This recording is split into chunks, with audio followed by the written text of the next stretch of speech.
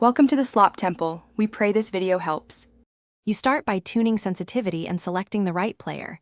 This is the fastest way to see improvement. First, set touch sensitivity to about 0, 5, 0, 7 so small swipes register accurately.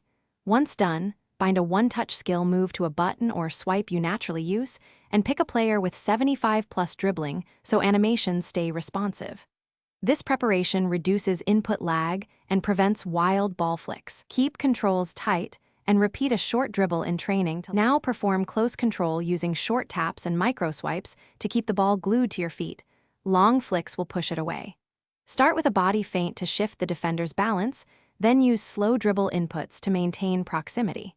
Transition into a quick burst by tapping the sprint only after you've created a half step of space. This prevents the defender from immediately tackling. Make small directional nudges to open angles, and practice chaining 2 moves before accelerating for consistency. To finish, time a low-driven pass or quick shot as soon as you clear a defender. That makes close control effective, not just showy.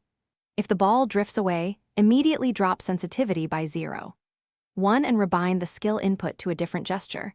Small settings changes fix big problems.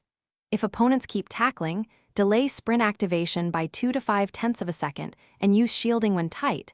This buys time and preserves possession. Practice these corrections until they are instinctive. Thanks for watching. Consider subscribing if we helped you.